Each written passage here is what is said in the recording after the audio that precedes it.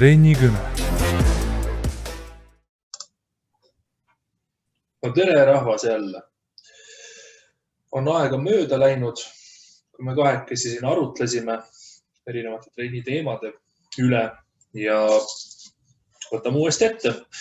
Ja täna nagu pigem mõtlesime seda, et mitte rääkida niivõrd palju sellistest üldistest fundamendi asjadest, nagu ma olen siin varem rääkinud, et mahu intensiivsused, sagedused, eks ole, järjepidevus, mida kõike veel, et täna teeks sellise detailide osa. Ehk siis räägiks sellistest asjadest, mis tegelikult nii tähtsad ei ole, aga mis võivad mängida rolli.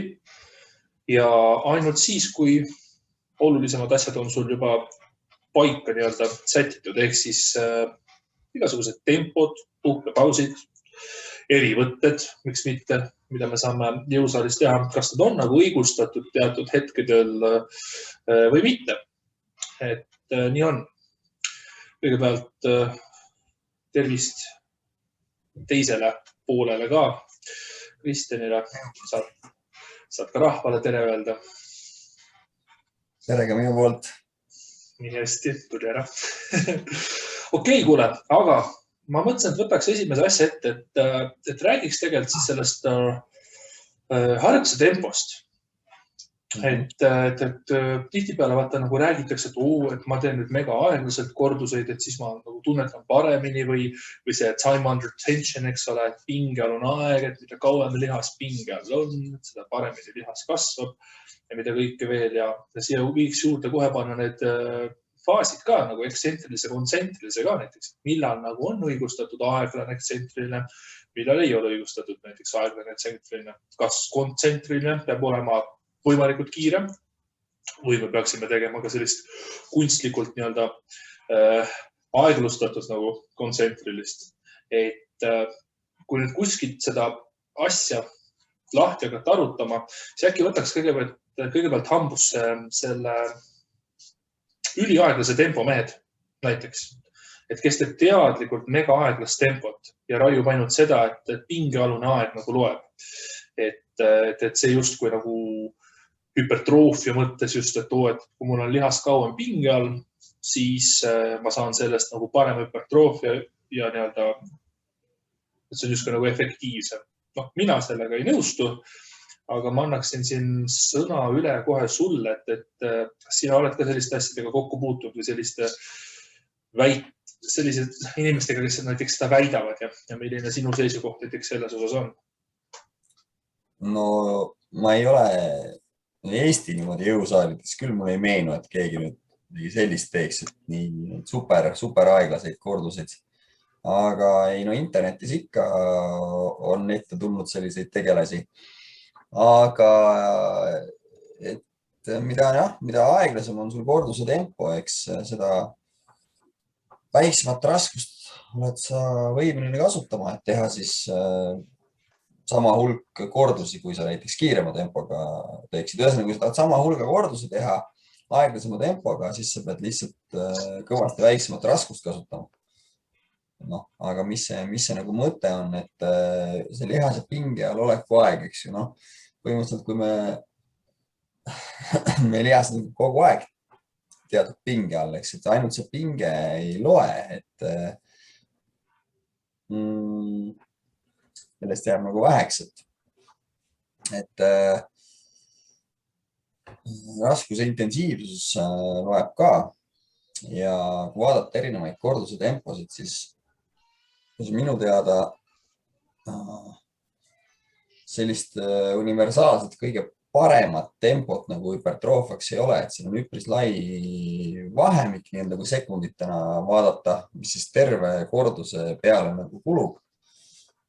Erinevate lihastöö režiimide peale, et kuni 8 sekundit, 10 sekundit, ka need on juba praktikas nagu üliaeglased, mina ütleks, et kui nüüd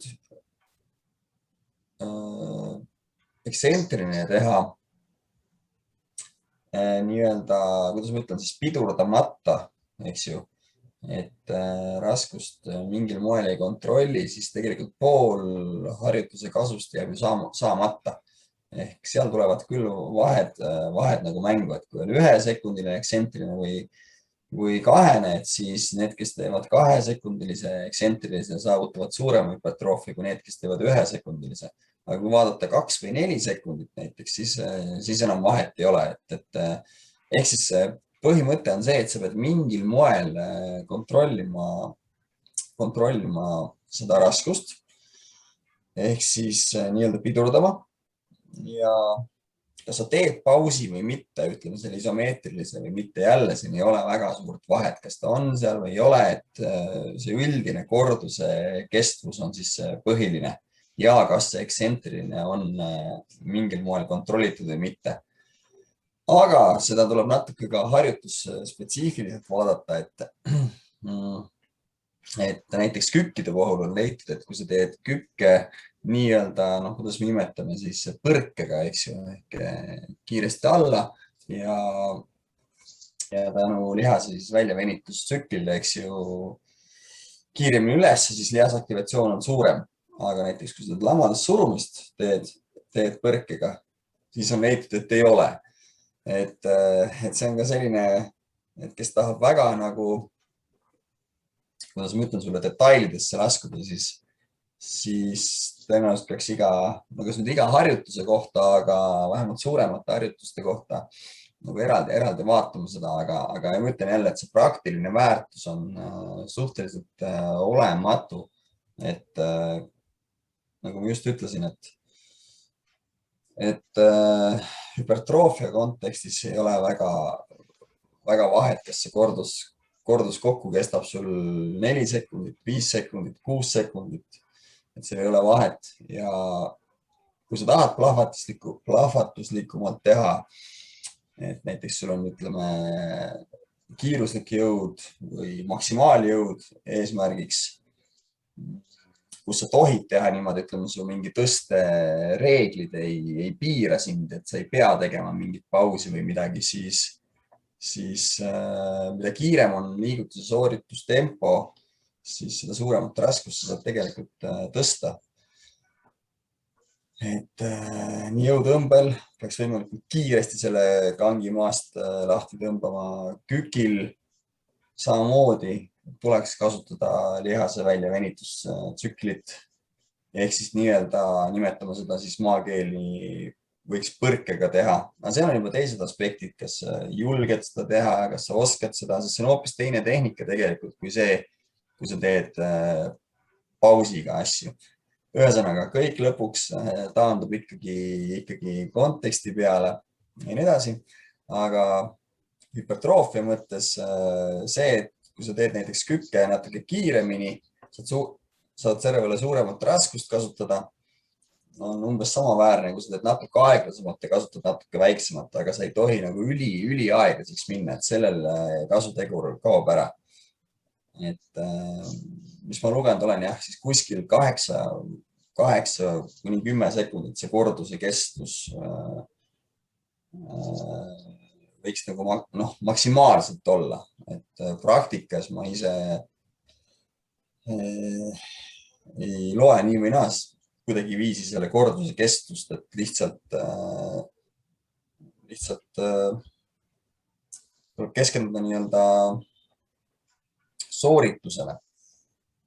sooritusvõime paranemisele, et valida mingi kindel, konstantne sooritus ja selle juurde jääda. Nagu ma ütlesin, et see tehnika tuleks ära standardiseerida. On see siis 2 sekundit negatiivne, on see 3 sekundit, on see isomeetriline paus seal 1 sekund või teda ei ole, et see on kõik selline, kuidas kellelegi meeldib, kuidas keegi treener on ette näinud, et see on täiesti selline, nagu sa ütlesid, et see ei ole suures pildis, ei ole hüpertroofia treeningu kontekstis määrav, et on väga palju võimalusi, mis teeb jälle selle huvitavaks tegelikult tavatreeni jaoks ka, et keegi ei saa nii-öelda oma mingit absoluutset siin nagu peale tegelikult suruda. Välja arvatud jah see, et kui sa ei tohiks lasta raskustel lihtsalt kukkuda, et siis nagu pool tööd jääb tegemata, et saad gravitatsioonil lihtsalt ise toimetada, seda võib-olla tasuks nagu meeles pidada. Nojah, vaata see pingealune aeg, et seda kohta ongi näide toodud, et osad räägivad, et just, et see on selline nagu müüt, aga nagu linnalegend, et just, et see pingealune aeg, et mida suurem on pingealune aeg, et seda nagu paremat efekti ma saan ja sealt on kindlasti tuletatud ka see, et me nagu ei lukusta liigeseid ära, et ikkagi seda pinget oleks nagu kauem, aga see on hoopis eraldi teema. Aga päeva lõpuks ikkagi loeb see, palju tööd on tehtud, mitte kui kaua on mingit lihast siis hoitud seeria ajal pinge all ja kas on näiteks liigeseid lukustatud või mitte. Et sama näitena saabki tuua, et ma ei tea, et panen endale näiteks 1-kilosed raskused ümber pahkluude ja siis lähen maratoni näiteks jooksma. Saan väga hea pingealuse aja, et päris pika, aga ma ei näe seal väga tugevat sellist hüpertroofiat, eks ole, pigem mida rohkem hüpertroofiat sul on esile kutsutud, seda kehvemini sa jooksed ka seda maratoni. Aga mina oskan tuua siia sellise termini nagu impulss. Ehk siis, et kui sul on horisontaalne telg, mis tähistab pingealust aega ja sul on vertikaalne telg, mis tähistab siis seda rakendatud jõudu või nagu seesama intensiivsus, mida sa kasutasid just. Et siis ongi see, et jah, idee poolest me tahaksime saada võimalikult pikka pingealust aega, sest et teoorias see oleks väga hea, aga just ainult siis, kui meil on piisavalt jõudu selle pingealuse ajaga nagu rakendatud. Ehk siis nende omavaheline suhe ongi see impulss, see kõver, mis sinna tuleb ja see kõver võiks olla võimalikult suur ja võimalikult kaua kesta. Aga ühte ilma teiseta nagu ei saa. Et mida suuremaks läheb seesama intensiivsus, pingutus, seda lühemaks paratamatult jääb pingealune aeg. Ja mida pikemaks me tahame pingealust aega venitada, seda väiksema jõu või intensiivsuse rakendamisega saame me ka seda teha. Ehk siis tegelikkuses, et kui me räägime hüpertroofia kontekstist, siis me nagu tahamegi ju tegelikult saavutada võimalikult ilusa pika kõvera, aga me ei taha, et oleks liiga pikk ja lauge ja me ei taha, et oleks liiga lühike ja liiga järsk. Ehk siis tegelikult loo moraal on see, et me peaksime nagu äärmuseid vältima. Et ongi kas või see näide ka, et ma isegi võib-olla ei räägi praegu kontsentrilisest faasist, et me seda üle määra aeglaseks teeme. Et ühel hetkel, kui sa võid ju alustada aeglase kontsentrilisega, ma ei tea, teed seal 3 sekundit, tõstad mingisugust raskust üles, ma ei tea, mingid biitsepsid teed, eks ole, siis teed teadlikult aeglasema kontsentrilise, kui sa suudaksid siis seeria lõpu poole, nii või naa, isegi kui tempo on endiselt aeglane, siis pingutus on laes ja sa pingutad ikkagi võimalikult kiire tempoga, nagu sa saaksid. Ehk seal liigub jälle sinna sellesse, et tekib see tahtmatu kontraktsiooni kiiruse langus, osaliselt seotud selle efektiivsete korduste teooriaga ka, et kui tempo hakkab langema. Aga teisalt, kui rääkida ekstsentrilisest faasist, et siis mina näiteks seda olen küll näinud, et tehakse mega aeglaselt näiteks ekstsentrilist, et ma ei tea, seal 1-2 sekundit üles, aga ma ei tea, 10 sekundit alla või midagi sellist. Et siinkohal näiteks ma käiks välja sellise kaardi, et kui me üle tähtsust, ekstsentriline peab olema aeglasem kui kontsentriline kahtlemata, see on erinevad põhjused, aga kui me ülemäära hakkame ekstsentrilist aeglustama, teeme nagu sellise mega aeglase ekstsentrilisuse, siis selleks, et seda ekstsentrilist hoida aeglasena, me raiskame energiat. Ja võib-olla, kui me oleksime teinud ekstsentrilise mõistliku rahuliku tempoga, oleksime me hoidnud energiat kokku, et teha mõne kontsentrilise juurde, mis annab meile tegelikult juurde mahtu. Mida sa sellest arvad? Jah, ütlengi seda, et kui on võrreldud, sellest teha oleks võib-olla võinud alustada, et ekstsentrilised, isomeetrilised, kontsentrilised kontraktsioonid, eks ju, et millised on kõige efektiivsemad siis lihashüpertroofia kontekstis, siis selgelt uuringud näitavad, et segarežiimis kordused. Täiesti klassika, mis sa teed, et lihas lüheneb, pikeneb, eks ju. Ja see, nagu ma ennem ütlesin, see, kas seal on väike paus või mitte, et see on selline nagu natuke maitse asi. Aga korra veel su maratoni näite koha pealt, et põikan korra teemast kõrvale, et sama asja võib öelda lihaskahjustuse kohta. Et kui me lähme jooksema homme sinuga maratoni läbi, siis, siis meie lihased on pudruga kapsad mikroskoobi all, et väga palju lihaskahjustust, aga ega me sellega lihaskasvu ei saavuta. Ehk see, et natuke sama näide, mis sa tõid nende lisaraskuste kohta. Aga nüüd, kui rääkida sellest jõu ja kiirenduse suhtest, ütleme, siis jah, et mida suurem on jõud, eks ju, seda väiksem on kiirendus. Kuni siis selle hetkeni, et kui lihase pikkus enam ei muutu, siis kiirendus on täitsa null, eks ju. No ongi isomeetriline kontraktsioon. Et seega, kui nüüd, nagu sa ütlesid, et kui intensiivsus on juba väga suur, siis me võime ikkagi maksimum kiirendusega proovida seda rattavahendit liigutada või siis enda keha või oleneb, mis meil selleks vastupanuks nagu on. Aga see liigutus näeb ikkagi aeglane välja. Aga lihaskontraktsioon ise on maksimaalse kiirusega. Sa mainisid, et need viimased kordused, eks ju, kui me väsime ja nii edasi, et siis sooritus jääb aeglasemaks. See ongi sama asi, et see on üks asi, mille järgi saab nagu näha ka, et kas või mille järgi nagu suutlikkust on võimalik hinnata teaduslikus keskkonnas. Silma järgi nagu tegelikult uuringute järgi, kui on vaadatud näiteks, ütleme, lamades surumine 6 kordust tehakse, eks ju, ja siis vaadatakse, kas on mingi selline kindel punkt, kus siis näiteks nagu lihasaktivatsioon väheneb järsult või siis ei ole tegelikult, et see on selline ühtlane, et sellist nagu cut-off pointi ei ole, ja siis kangi liikumiskiiruses ka tegelikult, et see on selline, ta on nagu pidev ühtlane väsimine.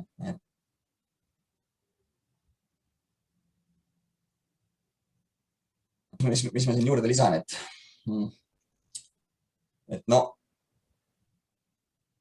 ma enne ütlesin, et väga palju erinevaid variante võib kasutada, aga see jah, mega aeglane ekstsentriline,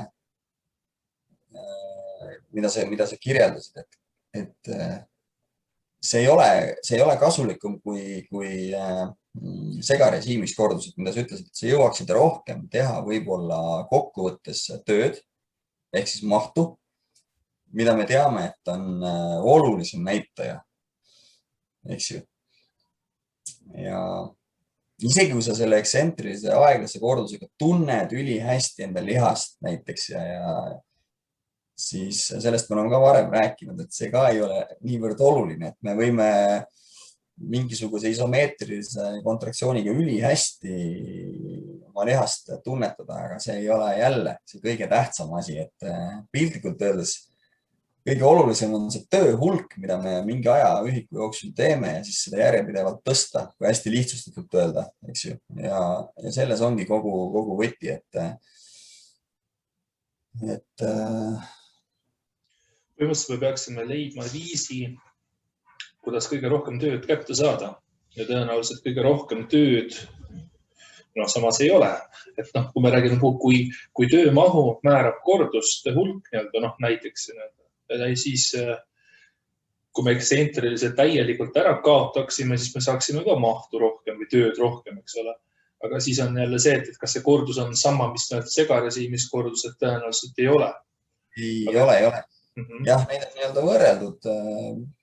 Väga lihtne ju, teed ainult ühte režiimi ja vaadatakse hüpertroofiat, et ikkagi jah, dünaamilised kordused või siis segarežiimis kordused, et nimetatakse erinevad, et need on, seda me näeme ju ka praktikas, eks ju. Keegi ei käi jõusaalis nagu raskusi lihtsalt nagu hoidmas.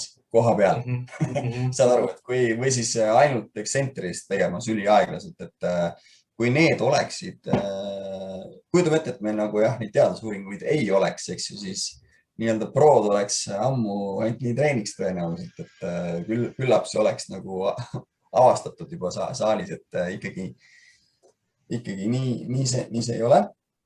Ja oota, mis sa ütlesid, väga hea pointi ütlesid, et jah, tõepoolest, et me saame selle töö hulga nagu kunstlikult nagu väga suureks sajada, kasutades väga väikeseid raskusi ja tehes palju kordusi näiteks. Või siis ükskõik mis tempo. Või kui tehes ainult kontsentrilisi näiteks, aga kui sa ainult kontsentrilisi teed, siis ikkagi see kordusel ja kordusel on vahe, vaata, et kui on ainult kontsentril ja kukutad maha versus kontsentril ja mõistlik eksentril, siis tegelikult pooltööd jääb tegemata ja need mahud ei ole tegelikult võrdsed. Jah, täpselt. Siin on jälle see, et ainult kontsentrilisel, see ongi näiteks jõutõmme, eks ju.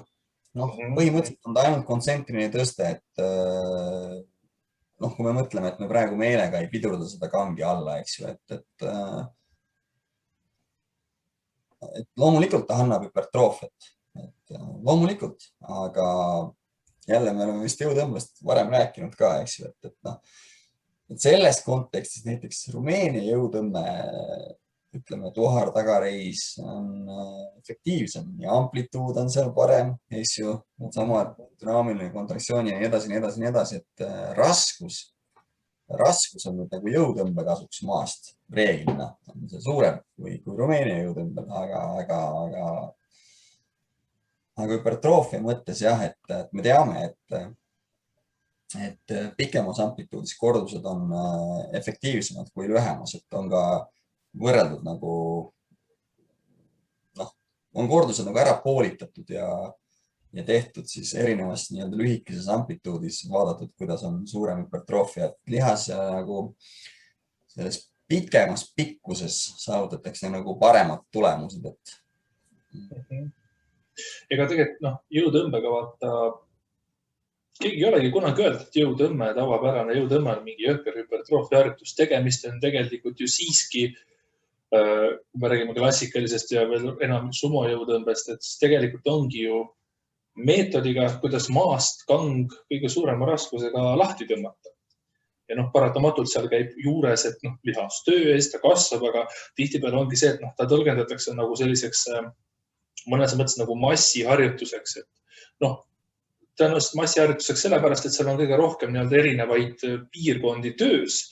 Aga kui me räägime puhtalt nagu lihasmassist hüpertroofia kontekstis tagarühmale, siis tegelikult mina näiteks leiangi, et kui sul on eesmärk puhtalt hüpertroofiat saavutada, siis tavaline jõutõmme ei ole sinu jaoks, et tee Rumeenia jõutõmmet, et sa hooldsad asja kätte ja see sama stiimuli väsimuse suhe, sinna ma arvan, täna ei hakka minema, me oleme seda lahti rääkinud küll, aga jah, et lihtsalt sellepärast, et on olemas harjutus nimega jõutõmme, ei tähenda seda, et iga vend peaks seda ilmtingimata tegema, kui ta maks nagu hüpertroofiat esile kutsuda. Siin tulebki see eksentrilise olulisus mängu. Ja, et jõutõmbe eelis on lihtsalt jah see, et seal on nii palju lihasid korraga töös, aga ongi, et kui me vaatame ühest lihasest lähtuvalt, siis on kõvasti paremaid harjutusi olemas. See ongi, kust otsast sa nagu argumenteerid, et eks igatepidi saab seda vaadata, aga üldjoontes ma olen suga nõus, et Rumeenia jõutõmme on nagu selles kontekstis väga hea valik. Sama teema on võib-olla, ma arvan, puusatõstetega ka, kui ka jõutõmbega, et näiteks miks me seal ei võiks nagu rõhutada eksentrilise olulisust näiteks, et tuua aeglaselt alla. Tõenäoliselt ongi see, et kuna seal ei ole lihased kõige optimaalsemalt pikenenud asendis ja raskus on niivõrd suur, siis me võime seda eksentrilist tavalise jõutõmbe puhul ka rõhutada. Aga jällegi, kui me mõtleme raskuse peale ja selle peale, millise koormuse all need kogu nagu tugiaparaat on ka, siis tõenäoliselt ei ole ta mõistlik. Idee poolest sa võid seal mingi 250-ga teha aeglast eksentrilist alla ka, aga tõenäoliselt see lülisammas saab seda. Kui dünaamiliste korduste arv väheneb kohe ju, eks ju, mõtle nüüd ise mingi raske jõutõmbe seeria peale, ütleme 3 kordust tahad teha ja sa hakkad seal aeglaselt pidurdama, võib-olla ma ei tõstakski teist korda enam õhku seda, eks ju, kui ma muidu teeksin 3 näiteks, et noh, et siin on jah, nii palju neid aspekte, aga jah, puusatõstete puhul, et noh, selgelt kõige raskem faas on puus sirutatud, eks ju, et noh, et igat harjutust tuleb nagu eraldi selles mõttes vaadata, et mina seal jälle jah, ei poolda seda, et sa pead aeglaselt alla minema, et see nagu seal ei anna nagu mitte midagi, et sa ei venita nii või naa neid toaralihasid seal välja, ega noh, see pinge on nii väike seal alumises asendis, et selle harjutuse kasutegur on ainult selline ülemine kolmandik põhimõtteliselt. Osad teevadki seda niimoodi, et nad püsivadki seal ülemises kolmandikus ja seal nad tõesti rõhutavad seda ekstsentrilist. Osade selliste asjadega ma olen täiesti nõus, et noh, sa nii või naa peaksid hästi laia ampluaaga harjutusi kasutama, et mitte puhtalt nüüd sellepärast, et oi, et ma pean alati tegema täisamplituudiga sellepärast, et noh, ma ei tea, nii öeldi või nii kirjutatakse, et noh, et see on selline, noh, inglise keeles on see educated guess, eks ju, et sa saad juba igale harjutusele niimoodi ise otsa vaadata, et mis siia kõige paremini nagu, kuidas ma ütlen, istub. Ja ka sellised, millest me oleme rääkinud, subjektiivsed asjad, kuidas sul meeldib teha ja nii edasi, aga üldiselt jah, et osadele, noh, samamoodi, kui me teeme lendamisi õlgadele, eks ju, noh, et kas me peame need hantlid täiesti alla vastu jalgu tooma, mingit pinget ei ole deltalihastel, nõus on ju. Võime tuua, aga võime jätta ka 20 kraadi puudu, on ju.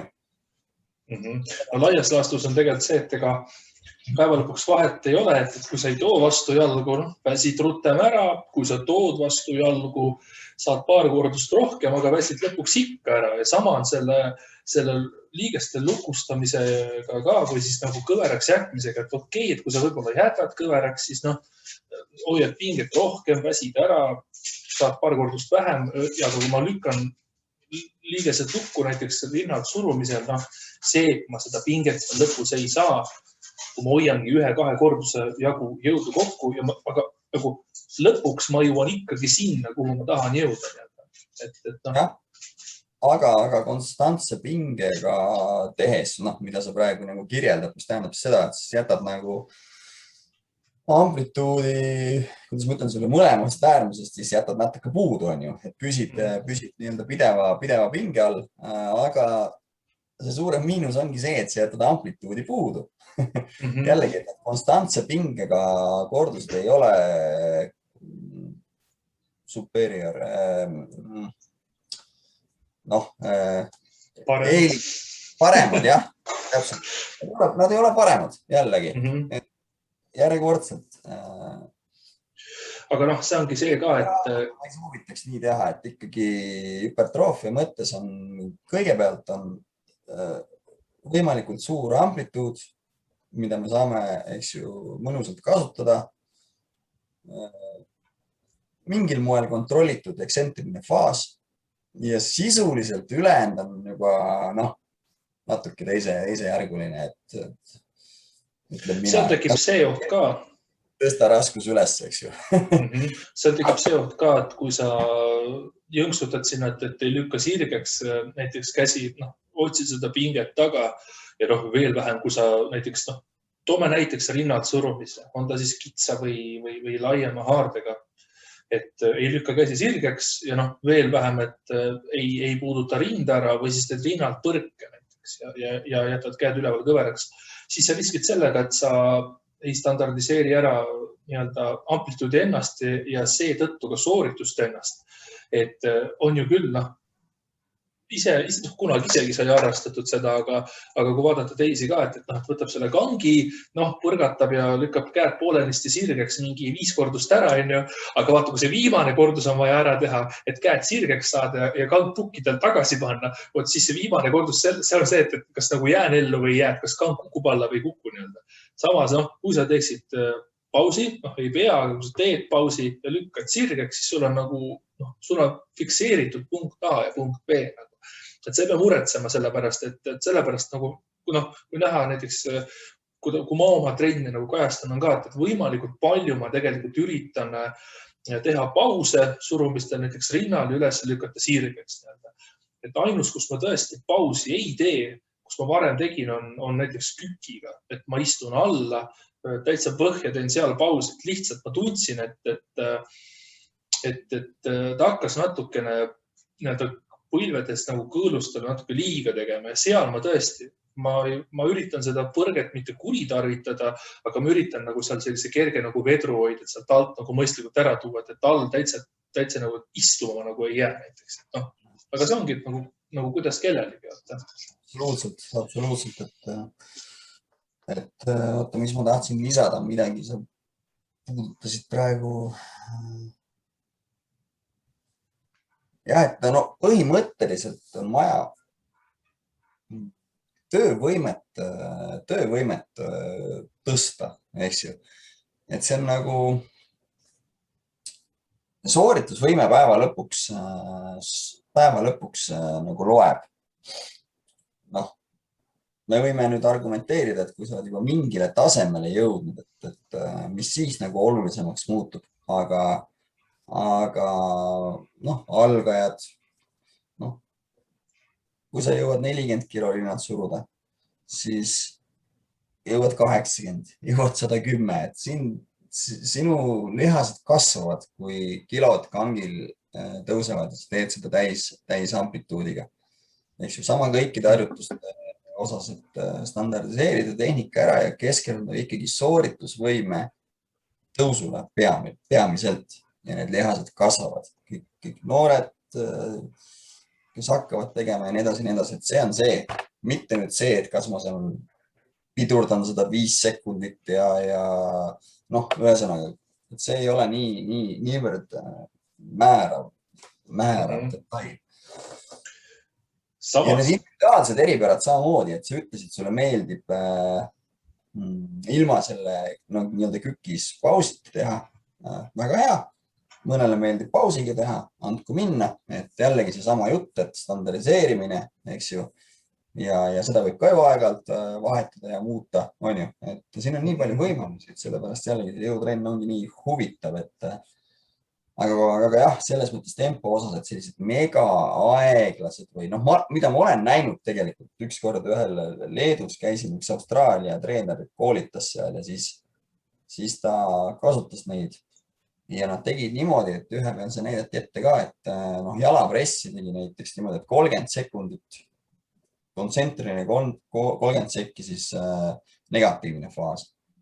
No, mis asi see oli, et samamoodi kui juures lõuatõmbega tegi ka niimoodi, et üks inimene seal jaksas teha niimoodi, et 30 sekundit tõmbas ülesse. Kujutad ette, kui aeglamine see oli. Kellaga seal nagu luges, ta läks üliaeglaselt, läks ülesse, siis tuli 30 sekundit alla ka. Et noh, mina nimetan neid kõiki siukseid asju, mida kogu ütleme, sotsiaalmeedia on täis ja nii edasi, et sa võid neid igasuguseid nagu vigurdusi nagu välja mõelda miljon. Et point on selles, kas nendest ka mingit reaalset kasutegurit on. Trenni saab teha, saab. Meeldib, okei, andke minna, aga kui me räägime nüüd sellest hüpertroofiast, siis selline 30 sekki ei ole kindlasti optimaalne nii-öelda lihashüpertroofia maksimeerimiseks. Kindlasti mitte, et siin on küllaldaselt uuringuid. Et super slow ei ole see, mida peaks nagu jahtima. Tunnetus oli jõhker ja pumbatuse tunne oli jõhker ja noh, sa võid need kõik nagu ritta kirjutada, et oi, nüüd oli nagu äge, et ja ta subjektiivselt ja nende teiste objektiivsete asjade järgi nii oligi, aga ma ütlen, et need ei ole määrava tähtsusega asjad. Super slow ei ole way to go. Jah. aga võib-olla number 1 on see, et see 30 sekundi lõuatõmbe näide või jalapressi näide on see, et tõenäoliselt ta väsitas väga ära. Kõik tunnetasid, kõik noogutasid ja asi toimis. Koolitus oli äge tõenäoliselt, mis iganes seal võis olla. Aga meil on nagu mitu külge asjal. Ehk siis tegelikult, kui me praegu oleme siin siunanud seda aeglast tempot, et siis tegelikult me peame näiteks endale aru andma ka seda, et teatud olukordi on, kus me saame seda kasutada ja kus me võib-olla peaksime seda kasutama. Ma võin kohe tuua 2 asja. Number 1, kui sa satud üksikule saarele ja sul ei ole kangi, siis kui sul on valida, et kas ma teen liiga kerge koormusega siis 100 korda või ma teadlikult teen aeglasemat tempot, siis seal mingisugune kasutegur saab olla. Kas või koroona ajal praegu, kui inimesed kodus teevad trenni, nii-öelda 2 halvast valida, et kas ma teen seal 100 kordust näiteks või 50 kordust või ma proovin aeglasema kordusega teha, et ma jaksan vähem, siis seal võib see väärtus tõenäoliselt olla. Ta on parem kui mitte midagi. Ja teine asi on see, et teadlikult aeglustatud eksentriline, nagu selline meelega liiga aeglane eksentriline tehnika harjutamine. Näiteks kükil, eks mitte. Ja, need on hoopis teised asjad. Ja näiteks lõuatõmbe negatiivid, eks ole. Et kontsentrilist ei jaksa sa mitte ühtegi teha ja teadlikult üritad teha nii aeglast eksentrilist kui saad. On see siis tahtlik eksentriline või mitte tahtlik eksentriline. Ja siin ma tuleksingi korraks selle juurde veel ka, et mis sellest arvad? Ma ei ole nagu selle kohta otsinud, aga näiteks, et toome näiteks, et saad küll neid vendasi vaata, kes tüüp seisab, teine tüüp on selili, näoga tal jalgi vahel, võtab ta sääremarjadest kinni, tõstab jalga üles ja teine lükkab alla. Või siis toome näiteks, et keegi teeb rinnalt surumist, et surub kang üles, aga partner nagu lükkab jõuga seda alla, ehk siis sul on nagu kontsentriline maks ja sulle tekitatakse siis nii-öelda tahtmatu eksentriline nii-öelda. Et see, kas nende summa summarum, see võiks omada paremat kasutegurit kui segarežiim nii-öelda tahtlik kontrollitud eksentrilisega või mitte, et lõpp-punkt on ikkagi see, et ma ühel hetkel ei jaksa enam ja see efekt on nagu sarnane. Jah, ma saan aru küll, mis sa mõtled. Ma ei oska sellele vastata, sest mul ei löö praegu ette midagi siin ja kui ma mõtlen oma folderite peale, siis ma ka ei löö praegu ette, et selline metoodika, kusjuures sellised ainult, kuidas neid siis kutsutakse, kas nad ongi ainult eksentrilised või Eestis ei ole vist selliseid jõusaale või kas või üksikuid masinaid minu teada, võib-olla on kuskil, kus siis saabki nagu ainult eksentriliselt treenida. Et seal on mingisugune selline süsteem, et sisuliselt selle kuidagi lukustus tuleb maha, sina pidurdad alla, mis ta aitab sul kuidagi ülesse selle ja sina siis pidurdad, et ainult nagu eksentrilisi kontraktsioone saab teha. Et ma tean, Rootsis see kindlasti on üks siuke saal, ma mingi aeg vaatasin seda lehekülge ka, et muidugi see jutt on jällegi üli kõva kõik, eks ju, aga selline masinad, eks ju, ainult. Kujutad ette näiteks rinnad surumismasin. Üles läheb ülikergelt ja siis üliraskelt lased alla. Läheb ülikergelt üles, keskendud ainult pidurdamisele. Jällegi, need on hästi nagu kurnavad.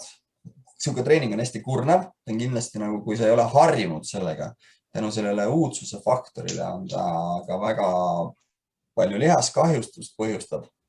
Selles ma ei ole praegu väga kindel, et kas eksentriline kontraktsioon iseenesest on rohkem lihaskahjustust põhjustav kui mingit teist tüüpi.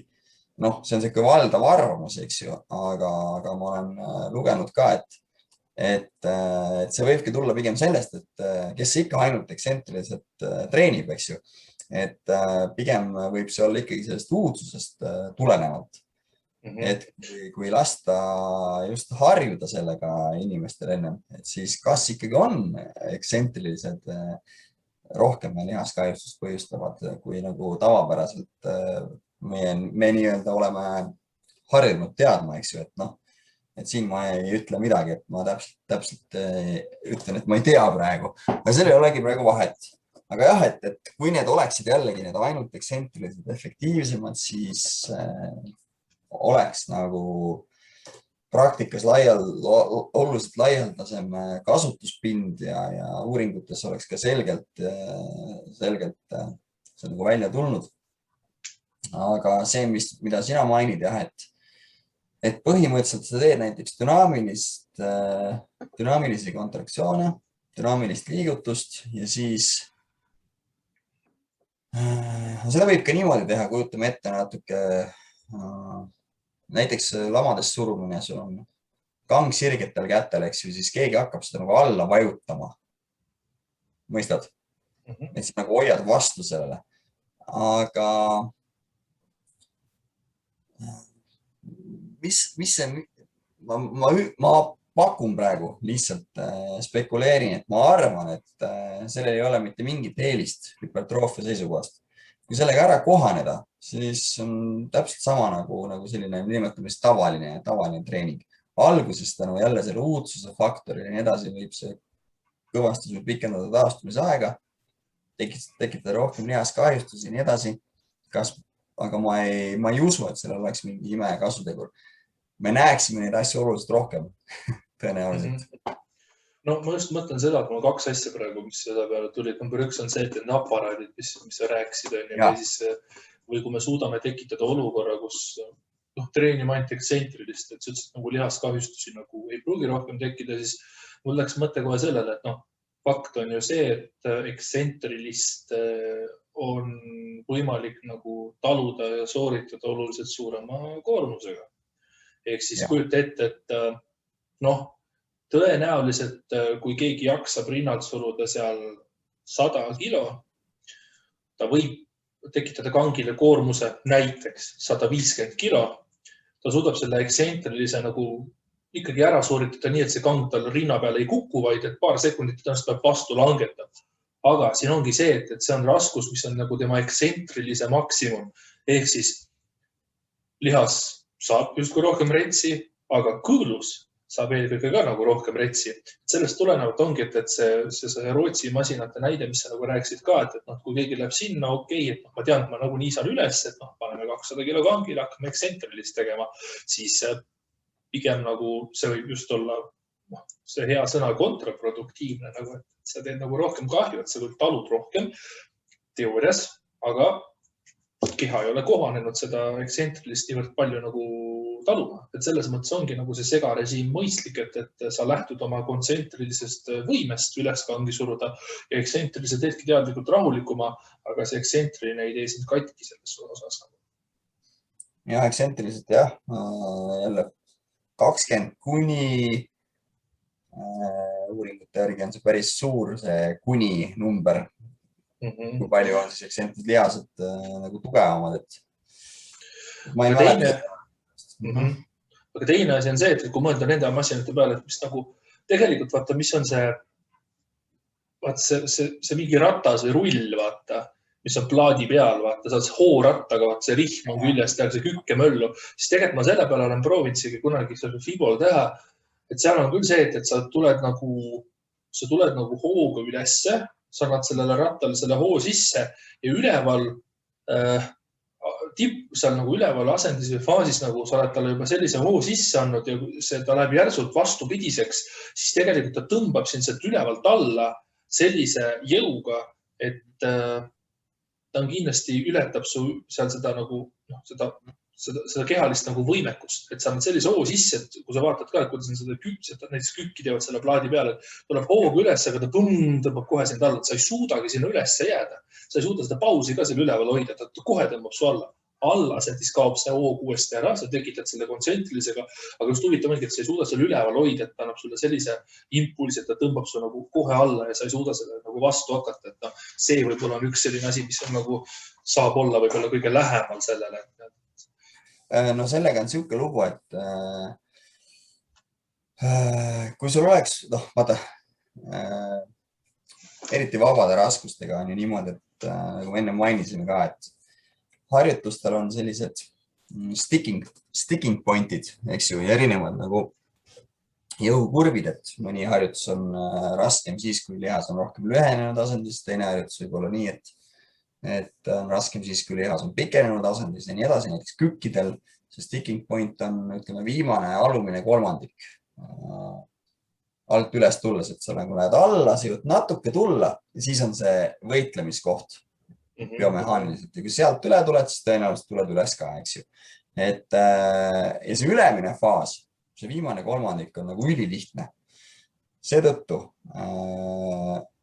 kui saada see koormusprofiil nagu ühtlaseks, mida sa mingil moel kirjeldad, ma tean küll seda seadet, ma olen nagu videosid vaadanud, väga huvitav, et sa oled saanud proovida.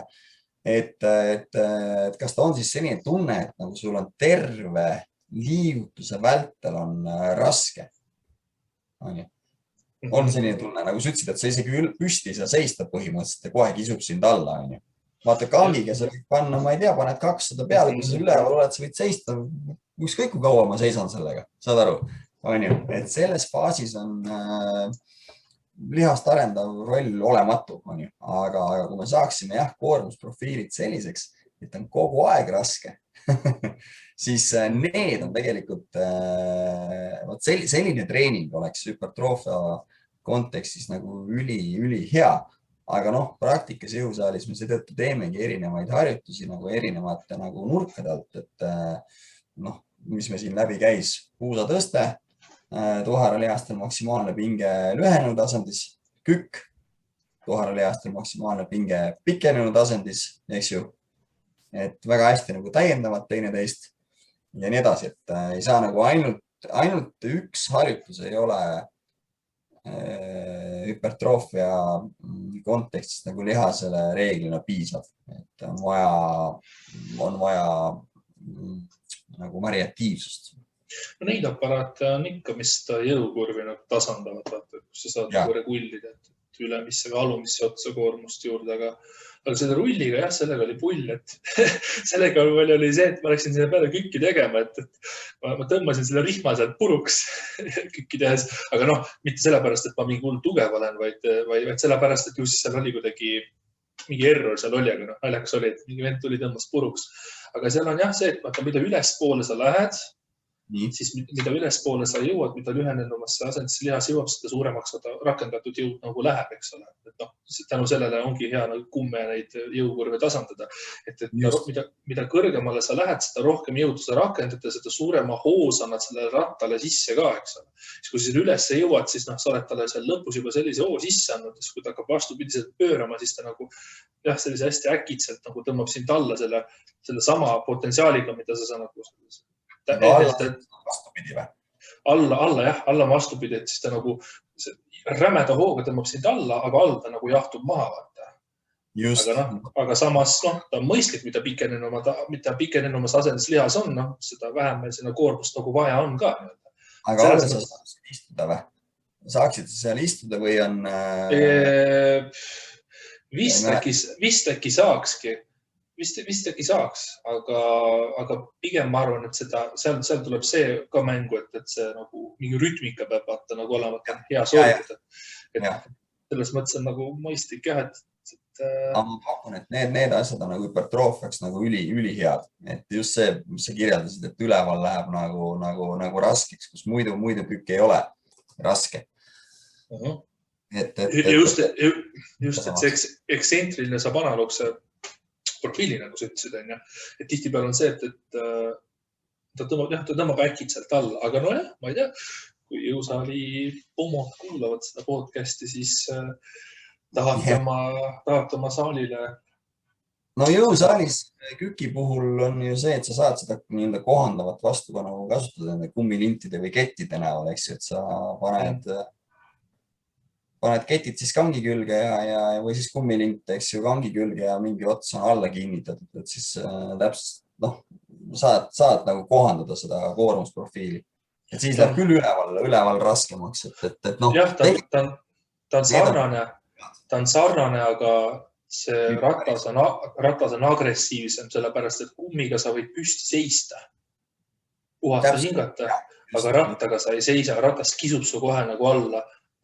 Aga seal on jälle see sama, et ma arvan, et lõppude lõpuks keegi kasvamata nagu ei jää, aga ma arvan, et see rattaaparaat on hea lisandväärtus jõusaal, aga ennem võiksid jõusaalid veenduda, et neil on piisavalt puusasirutspinke, kui üldse. Ja siis hakkame ratastest rääkima ja teistest asjadest. Et jah, et see on selline huvitav asi. Nii, oleme rääkinud peaaegu tunnikene juba faasidest, mis on väga tore. Aga kui me oma faasid teeme ära, siis teadupärast tuleb sinna puhkepaus ka vahele. Ja tegelikult, see on hästi huvitav sinuga, siis nende rahvale ka teadmiseks üks hetk me nagu rääkisime, et mida me oleme rääkinud, on siis see, et tsiteerides sind, et kui sa teed 3 seeriat ja 3. seeria lõpuks jaksad teha sama palju korduseid kui esimeses seerias, siis tekib küsimus, et mida sa esimene seeria tegid. Nii, ja siis me jõudsimegi selleni, et tegelikult nüüd, kui inimesed siin kuulavad ja mõtlevad, et issand, et ma nüüd 3. seerias tegingi sama palju korduseid kui esimeses seerias, aga ma ausõna pingutasin esimeses seerias ka, et kas ma nüüd olen rumal ja mõttetu mees ja mind aetakse välja, siis ei. Tõenäoliselt ikkagi käitusite õigesti. Siin me jõudsimegi siis siia, et tegelikult sõltub, mille sa nagu ära fikseerid või nagu isoleerid. Et kas me fikseerime ära puhkepausi, enam-vähem fikseerime puhkepausi ära, siis paratamatult kordus hukub, intensiivsus säilib. Küll aga osade harjutustega olen mina näiteks küll tähele pannud ja siin ongi näiteks, et kui ma teen toon näiteks mingi suure raskusega mingi Rumeenia tõmmet või siis võib-olla kükki, siis näiteks mulle küll meeldib, kui on ikkagi väga selline kompleksne baasharjutus, kui ta ikkagi võtab mitut liigest, kolmiksirutust nõudev harjutus või midagi sellist, ülisammas saab väga suurt koormust, siis minul isiklikult meeldib hoida korduste arv seeriate vältel sama.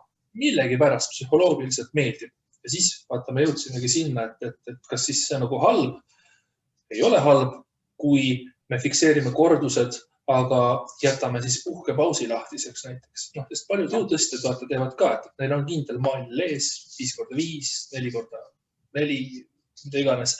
Et võib-olla kuidagi mind ongi alati paelunud see psühholoogiline nagu komponent ka, et kui mulle tõesti meeldib ja mul on lihtsam lugeda ja mul on lihtsam kuidagi oma peas nagu ette valmistuda, siis jah, jätadki.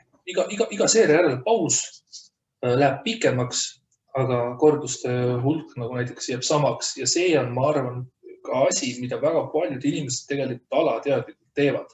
Isegi kui neil on treener kirjutanud see sama klassikaline 3x10, siis nad kasvavad ju sellega, aga mida tõenäoliselt ei ole lahti kirjutatud on see, et pane iga puhkepaus siis mingi protsent eelmisele puhkepausile juurde, et sa jaksaksid selle teha ja seda tehakse alateadlikult ja läbi selle siis nagu õnnestub see asi nüüd. Ma olen praktikas mõõtnud stopperiga neid treenitavate puhul. Et alguses on jube uraga juba lühikesed need. Nad kipuvad sellest pikemaks minema ja see on raudselt ja mida rohkem trenni poole lõpu poole veel läheb, seda inimene ise, ma olen küsinud, et mis sa arvad, palju oli praegu ja nad täiesti mööda panevad, täiesti mööda. Et see jah, kehtib ainult siis, kui meil on pingutusaste võrdne ja puhkepaus võrdne ja tehnika ka standardne. Et siis see pingutusaste praktikas on ju, me oleme rääkinud ka sellest varem, et seda on väga raske tajuda, eriti algajamatel. Ja hästi lihtne nagu suutlikkusteni seeriate puhul seda võrrelda, et kui seda täpselt suutlikkuseni, kindel puhkepaus, järgmine suutlikkuseni, et siis nad peaksid kukkuma. Aga kui sa ei tee suutlikkuseni, siis on juba ju raskem nagu seda täpselt nagu tajuda, kui palju ma suutlikkusest puudu olin ja siis võibki tulla niimoodi, et 6, 6 ja 6 näiteks, et mõtled, et ma pingutasin sama palju ja puhkepaus oli sama, siis tegelikult ei olnud. Et siis ei pingutanud ikka sama palju, et sul oli subjektiivselt olla selline tunne, aga seetõttu ongi uuringutes nagu suutlikkuseni, siis me saame võrrelda neid asju. Aga nagu sina kirjeldasid, on ka väga okei, et nagu ma ütlesin, päeva lõpuks on vaja, et see kilode hulk nagu tõuseks, kuust kuusse, aastast ja nii edasi, eks ju. et nii-öelda eriti algajavatel inimestel. Aga mis sa veel ütlesid, üks asi seal, mõtlen puhkepausiga seoses. Jah, bioloogiline pool jah, et üks asi veel, et mida suurem korduste arv sul on, seda rohkem nad kukkuma hakkavad. No, ma ei mäleta, kas me seda rääkinud oleme, et teed näiteks kätekõverdusi suutlikkuseni jaksad 27, ütleme, rohkem ei jõua. Puhkad, no vahet ei ole, see kehtib iga puhkepausi puhul põhimõtteliselt, kui me nüüd mingi ulmepikkadeks nendega ei lähe, et minut või 2 või 3 stopperi järgi näiteks, siis sa peaksid vähem jõudma. Sellest 27 jõudsid võib-olla 23, siis jõuad 19, et noh, nii ta on. Ja nüüd kujutame ette, et seda hästi palju seeriaid, ma tean, mõned kulturistid teevad niimoodi, et ütleme, et lõpetame seeriat tegemise siis, kui ma jõuan 8. Vahet pole, mitu seeriat mul aega läheb. Kui viimane on 8, siis ma lõpetan. Et see on niisugune autoregulatsiooni üks variante, et seeriate arv ei ole nagu fikseeritud, vaid on siis niipidi lähenetud. Siis ta teeb näiteks, noh, ma ei tea, 27, 22, 19, on ju seal mingi 15, 11, 8. Siis on kõik. Aga lõpus nad hakkavad väga-väga lähedaseks minema. Ja kui me toome veel suurema intensiivsusega näite, ütleme näiteks 5 kordust on, tegid esimene seeria 5, puhkad, siis võib-olla tuli 4, siis võib-olla 3 ja siis noh, võibki tulla sul seal 2 ja 2 ja 2, et ühesõnaga, kui see puhkepaus on fikseeritud, sa saad ise aru, et kui sa tegid 5, sa selles mõttes väsid oluliselt rohkem, kui pulss tõuseb rohkem ja nii edasi. Et selle sama aja jooksul pead sa nagu kõrgema pulsi pealt näiteks, kui pulsist rääkida madalamale tulema. 2 korduse puhul või 1 puhul on nagu see sama puhkepaus ju tundub nagu ülipalju pikem, eks ju. Rääkides ma just siin üks päev, kui ma tegin nagu 6 niimoodi, et mis oli nagu üli nagu raske, mul reaalselt nagu jumala läbi. Ja siis, kui ma sama puhkepausi, ükskõik ma võin raskemaks panna, aga teen näiteks 2, siis ma olen juba valmis ammu tegema seda. Saad aru, et siin sõltub ka sellest, et ühesõnaga, nüanss on. No eks ta kukub mingi protsenti pidi, vaata see kordus nii-öelda, et ongi lühema seeriaga on protsent, võib-olla 1 kordus, pikema seeriaga on see protsent sama, aga korduseid on rohkem. Teine asi on tõenäoliselt see, et mille arvelt, et mis režiimi arvelt, et kas sa nagu tõmbad nagu metaboolsena ennast tukku või siis nagu neuraalsena ennast, tõenäoliselt on ka taastumiskiirus erinev. Nüüd see võte, mis sa nagu kirjeldasid, on nagu päris huvitav, et tihtipeale inimesed ongi, et nagu seire ja kordus nagu lukus vaata. Et ma teen mingi kordust ära ja siis ma puhkan. Üks lisavõte, mida ma võin veel siia juurde tuua, mida saab näiteks, mulle meeldib mõnikord nii-öelda tiiluliidu harjutuste juures kasutada, ongi see, et ma ei tee mingid seereid ja korduseid, vaid ma mõtlengi, et okei, mul on nagu handlite kõrvale tõsted õlale, delta keskmisele. Davai, ma panen eesmärgiks, ma ei tea, hantel 15 kilo, 80 kordust ja fikseerin näiteks puhkepausi ära. Teen suutlikkuseni, luban endale 30 sekundit puhkust, teen uuesti suutlikkuseni, jälle 30 sekundit puhkust ja nii kaua teen fikseeritud puhkepausiga, kuni ma saan 80 kordust täis. Ja teine viis, kuidas nagu ennast läbi tõmmata ja seal see kukkumine on hoopis pullime. Esimene seeria teed seal mingisugune, tõesti maksimumini, et teedki seal mingi võib-olla 18 on ja puhkad, siis tuleb 5, 5, 5, 4, 4, 3. Et see esimene seeria nagu päris pikk ja siin ongi see, et sa kõik korrad, kui sa antli võtad kätte, sa lähed maksimumini välja. Muidu sa ei oleks võib-olla 18 teinud, oleksid 12 juures pidama jäänud, et sest 18 on see hüpertroofi ülemine piir, et sealt edasi ei lähe. Aga jah, et siis nagu muidu läheksid. Aga eriti on siis nende pauside puhul veel see, et tahtsin öelda, et ongi, et teed näiteks 3 seeriat mingit rasket harjutust, 2 seeriat ära, mõtled, fuck, nii raske, ma ei tea, kas ma seda 3. jaksan ära teha. Siis tuleb sõps trenni, tšau, ma olen sind näinud ammu, siis läheb mingi jutu ajamine 5+ minutit ja siis pärast ongi turjale ja väga lebo tuli paar kordust juurdegi, vaata. klassika. selliseid vendasi ja situatsioone nagu üksjagu, sa hakkad seal rääkima, uus lain, ma sinna see kuu tegin päris hea käib, et normaalne. Täiesti maha jahtunud. Ja siis mõtledki, et kurat, kas ma teen selle viimase seeria ära või ma olen juba liiga maha jahtunud, et nagu, mis ma nüüd teen, järgmise lihasette või hakkan uuesti nagu üles soojendama või siis jah, et vend küsib su käest, et mis sa täna teed, et ma ei tea, ma teen täna õlga ja piitsa. Ma teen ka, siis vahepeal, et teeme koos. Et igast fun'i nagu selles mõttes. Nii. See seoses, puhkepausidega seoses, et üldiselt need vahemikud, mida on soovitatud või kui sa 60–90 sekundit on siuke klassika, on ju?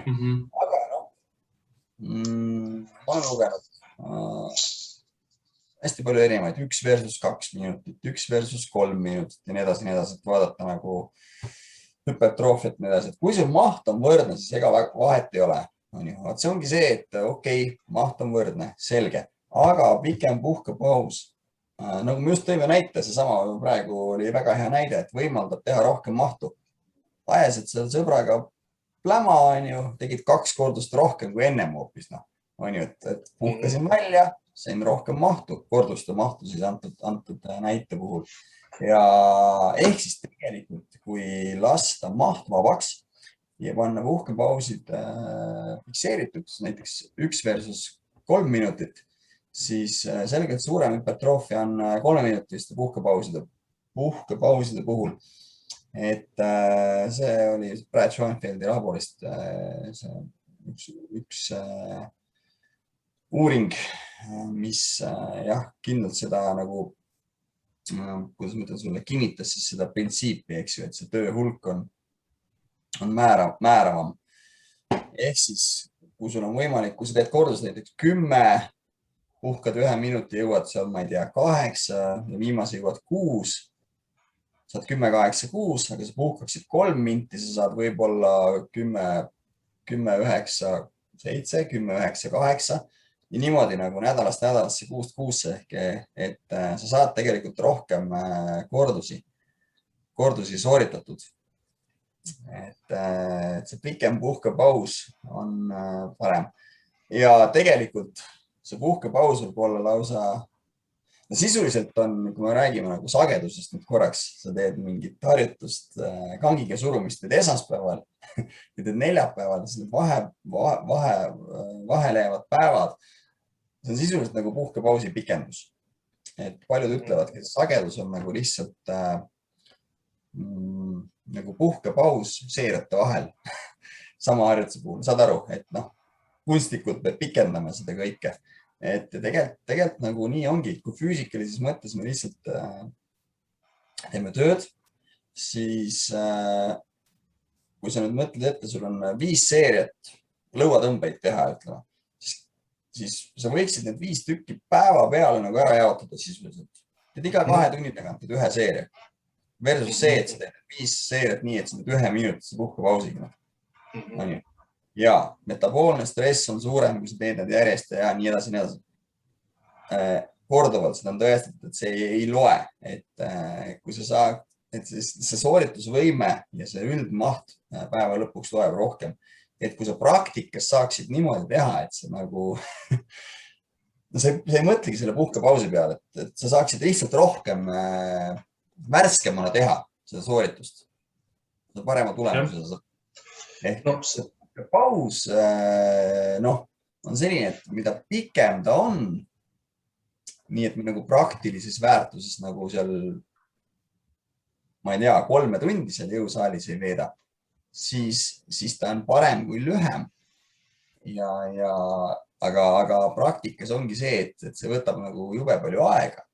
Eks ju, treeningud lähevad jube pikaks, vaata jõutõstjate treeningud, eks ju. Ehk kui me tahame maksimaalset sooritust, siis me puhkame ka kaua. See klassikaline tõstmine, jõutõstmine näitavad meile seda ammu juba ette.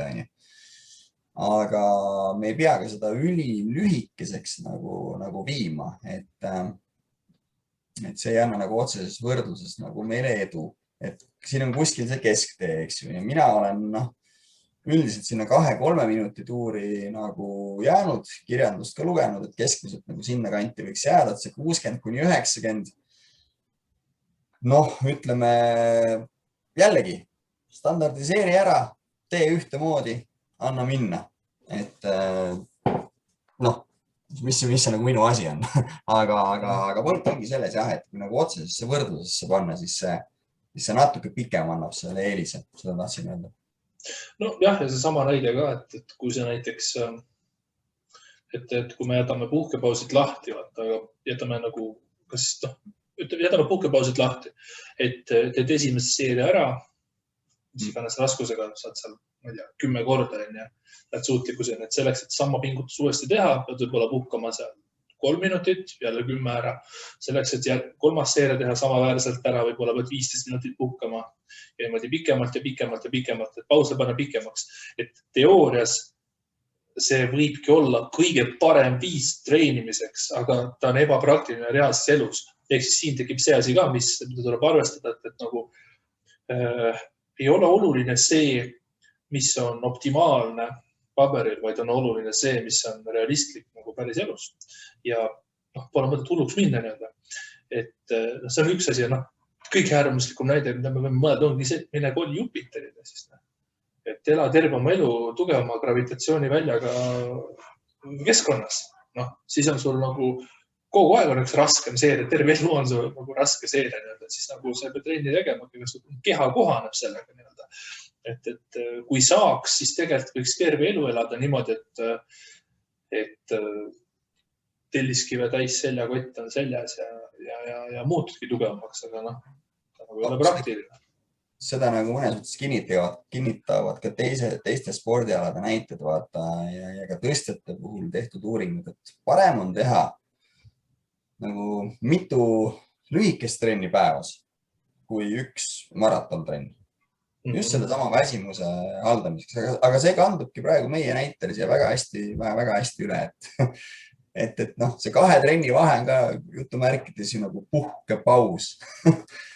Saad aru, et see on lihtsalt meie tinglikult nimetame, et see on nüüd siin seeria, see on siin harjutuste vahel ja nii edasi, et ega meie lihased nagu aru ei saa, nendel on töö vaja ära teha, mis neile ette söödetakse, on ju, et see millal, mis kell, mis päeval, mis need vahed olid, mis see eelnes, mis sinna järgnenud, et tema teeb töö ära selles vastavas hetkes, on ju.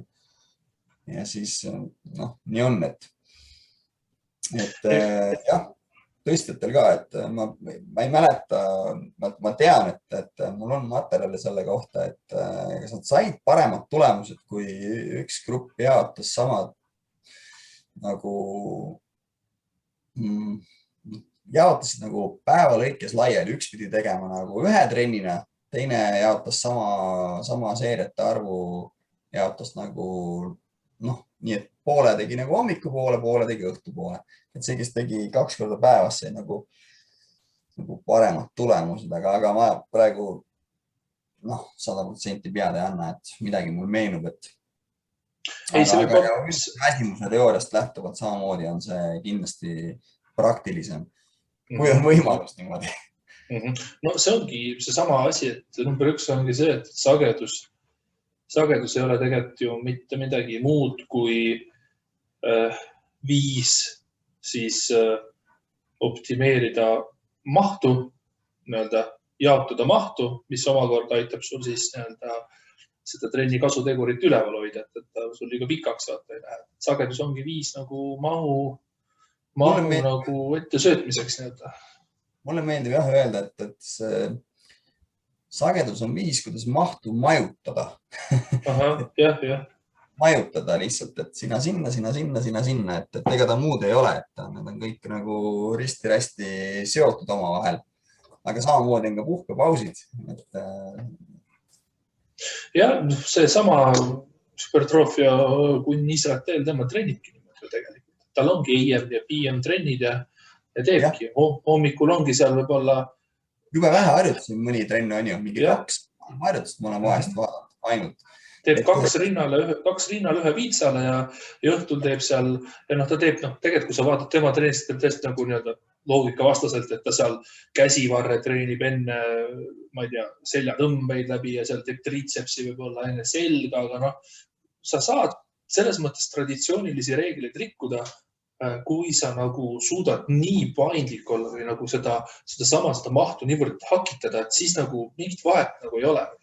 Ja lõpuks ongi sama, mis ma räägin praegu, et sa võid nagu, kui sul on teoorias, ma kusjuures kunagi olen teinud niimoodi lõuatõmbeid, nagu kui ma päev läbi olen saalis, et mingi iga täistund hüppasin seal rippu ja tõmbasin ja nii edasi, et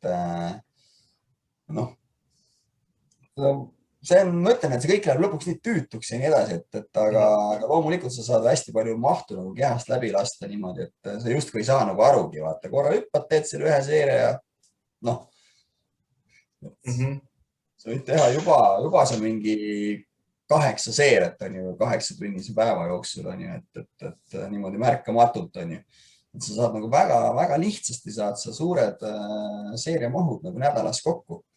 Ja siis tulevad võib-olla põhitreenid otsa, kui sa tahad midagi, et mainisid hästi ära, praktikas on seda kõike, et oleneb, kellele me räägime seda juttu, eks ju, et ei ole nagu mõistlik.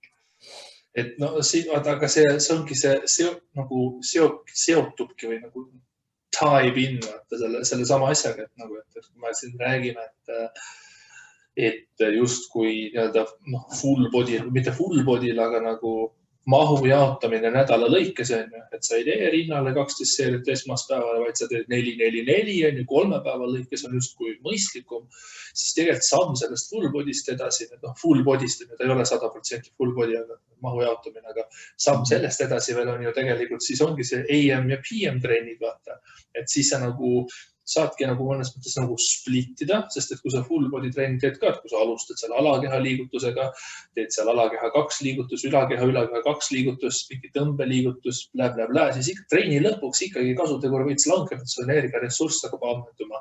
Aga kui sa saad selle veel omakorda pooleks jaotada hommik õhtu nagu, et vahepeal selle kõhu täis ja puhata, siis mis muutub on, tegelikult kogu asja mõte on see, et jah, et palju nädalane seeriate maht, aga milline on nende seeriate kvaliteet ka.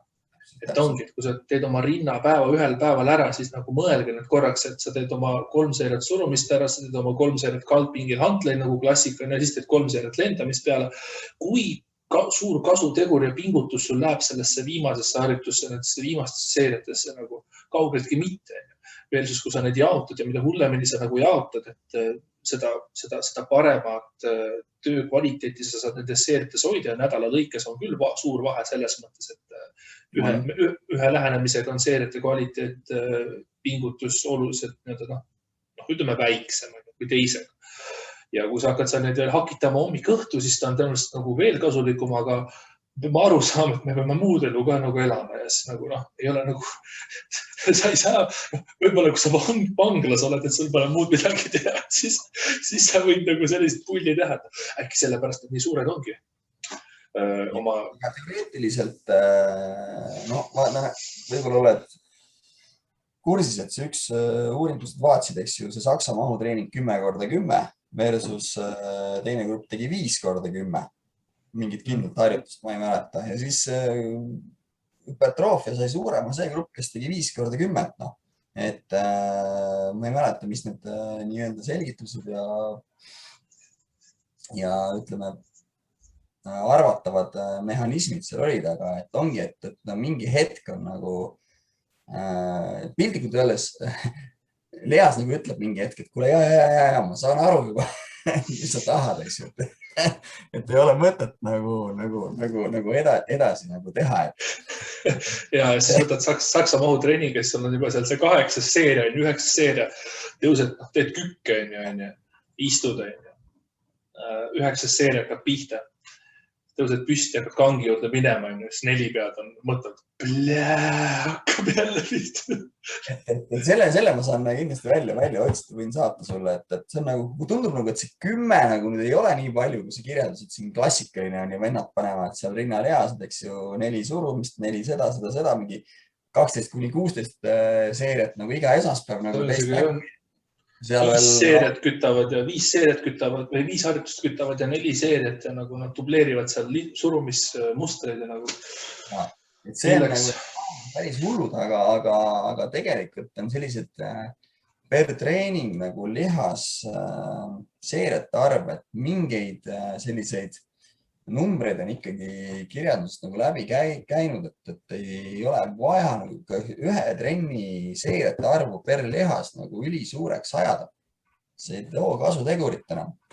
Täpselt, et ma ei oska peast välja nüüd öelda, mis on see number, on ju, kust maalt on liiga palju,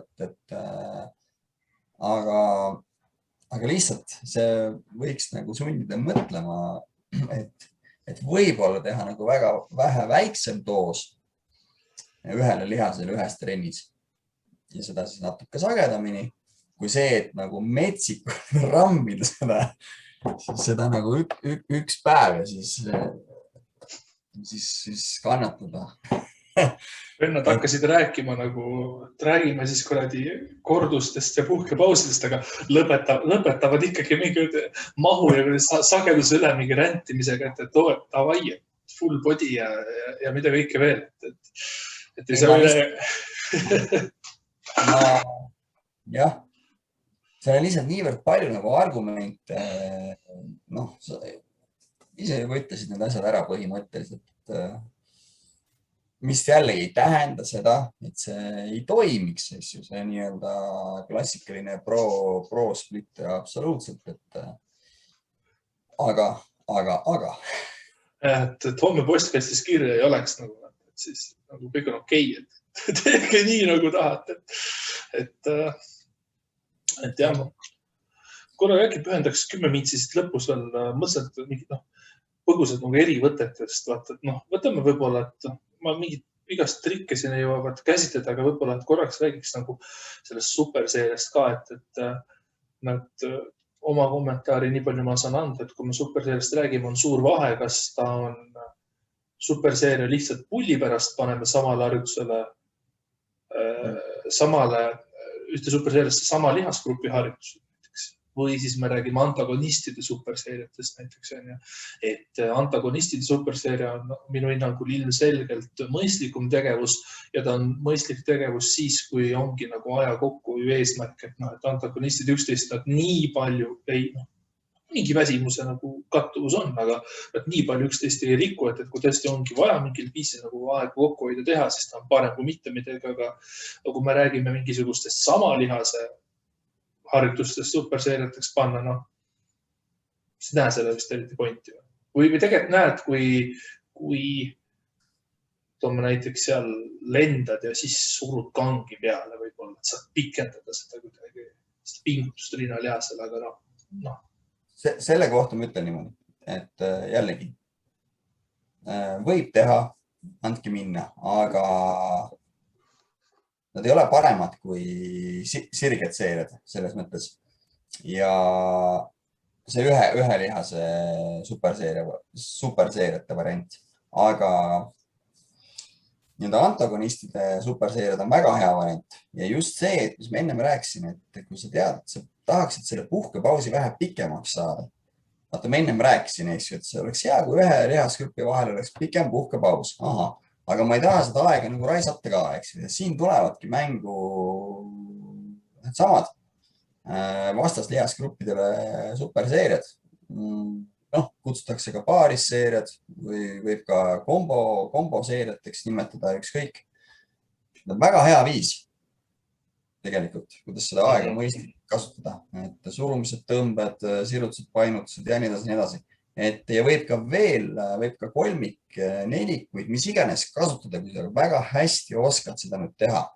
Et nagu ma ütlesin, päeva lõpuks ei loe, millal sa jälle selle esimese harjutuse. Võib ka 10 minuti pärast jõuda selle sama kangi surumise juurde, ütleme, see on esimene harjutus näiteks kangi surumise juurde.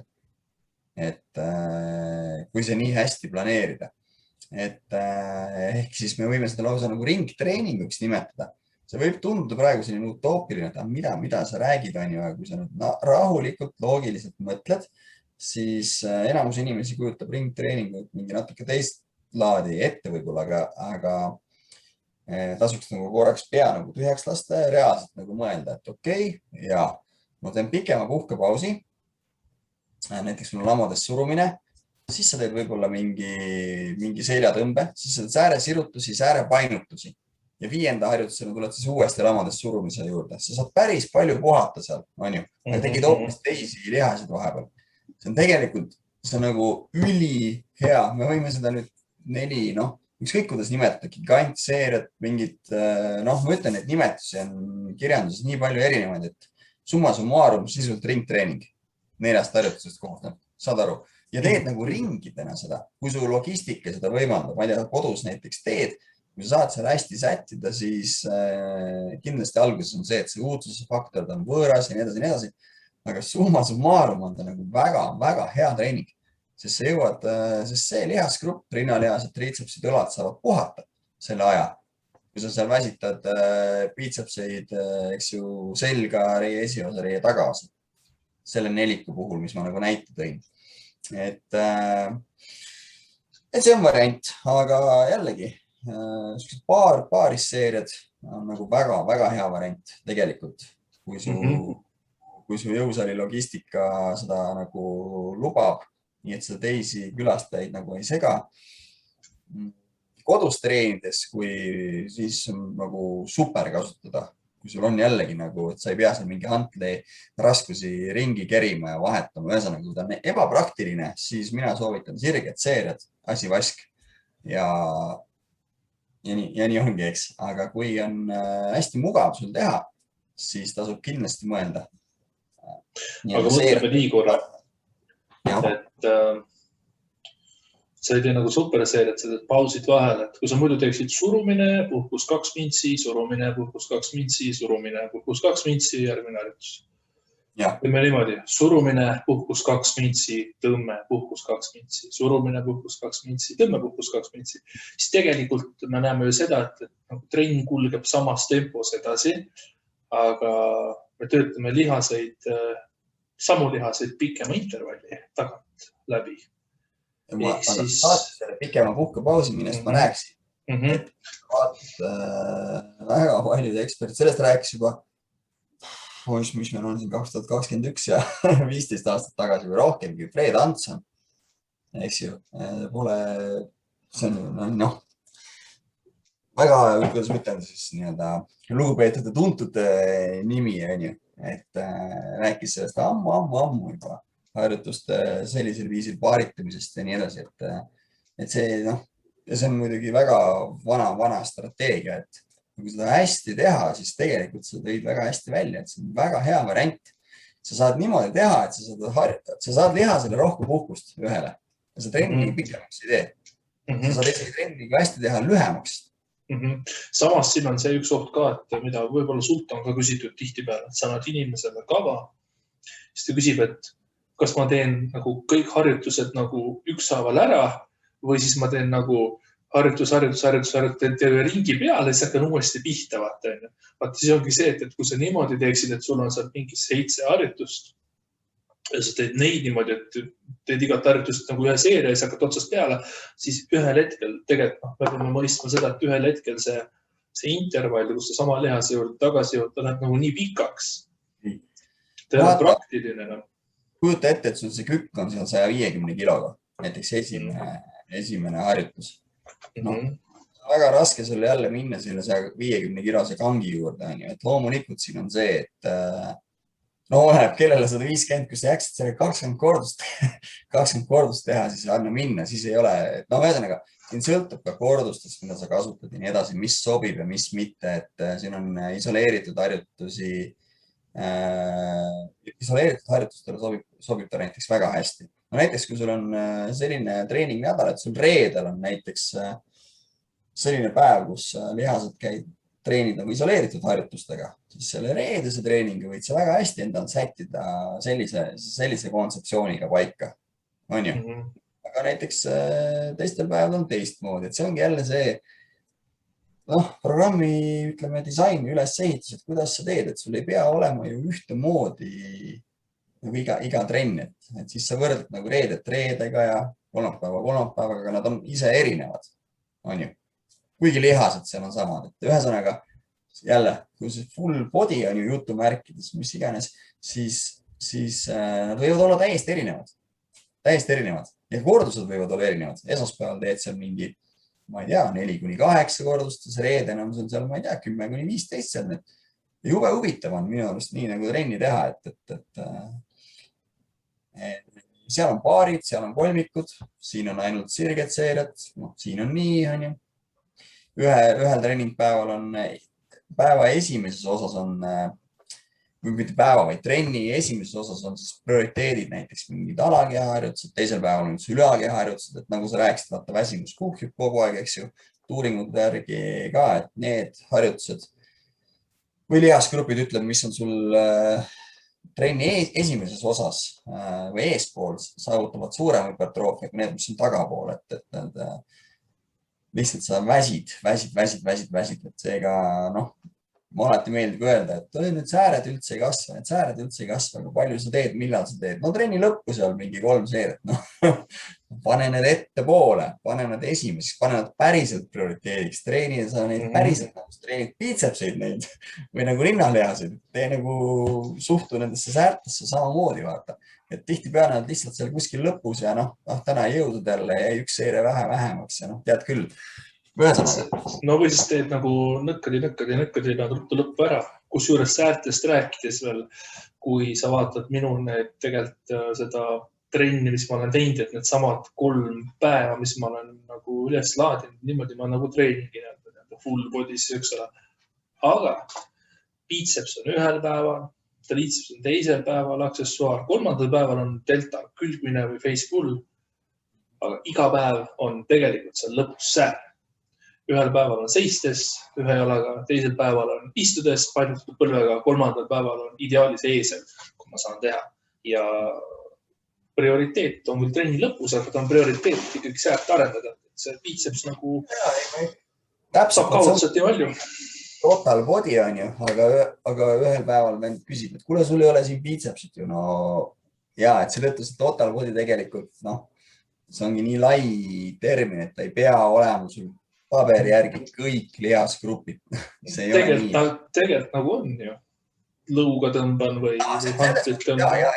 Just, kaudselt ta saab ikkagi mahtu ja ta annab nädalasele mahul annab ta tegelikult juurde küll.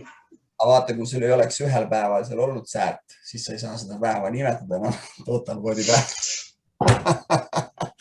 Seda ma mõtlen, et kui sul on üks nagu... Aga millal on full body nagu? Kas see siis, kui sa kõik lihased oled nagu läbi töötanud või?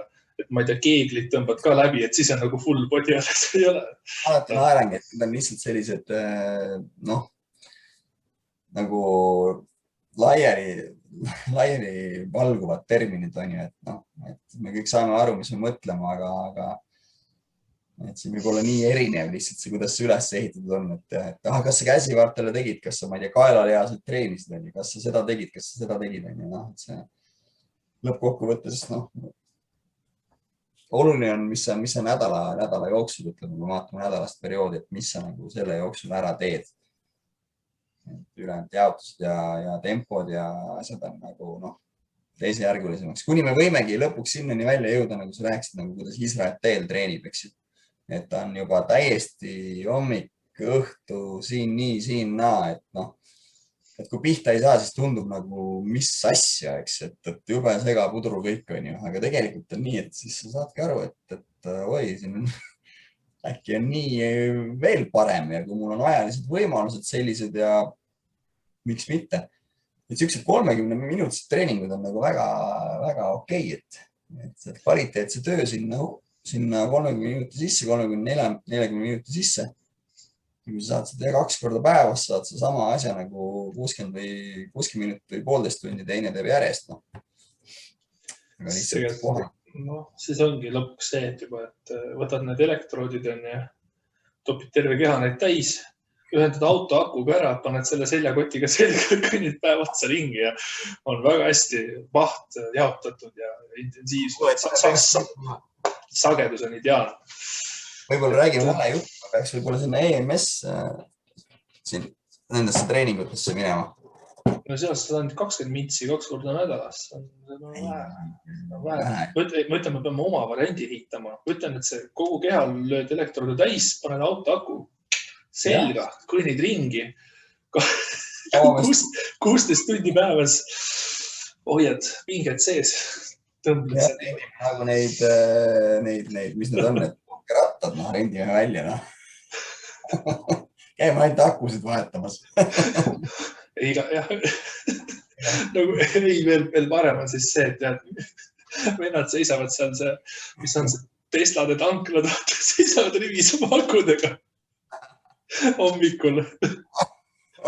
Kohe valgujoogid ja. Toidulisandite poes hakatakse akusid müüma, et XL aku suurele mehele 100+ kilo ja väiksematele meestele algajate akud, et beginner kit ja midagi sellist ja naistele roosat värvi akud. Pitnes plaan mulle. Massiakud ja hypertroofi akud. Okei, siin juba... Nalja peab ka saama. Et siis, jah, ma ei tea, lähme akusid laadima. Fuck. Kuule ka hästi. Sellisel naljakal toonil võiks lõpetada. Loodan, et naersite kaasa, et väga cringe'iks ei tõmmanud. Kindlasti naersite. Mis on ikka järgmise korrani ja nägemist. Ja, tšau.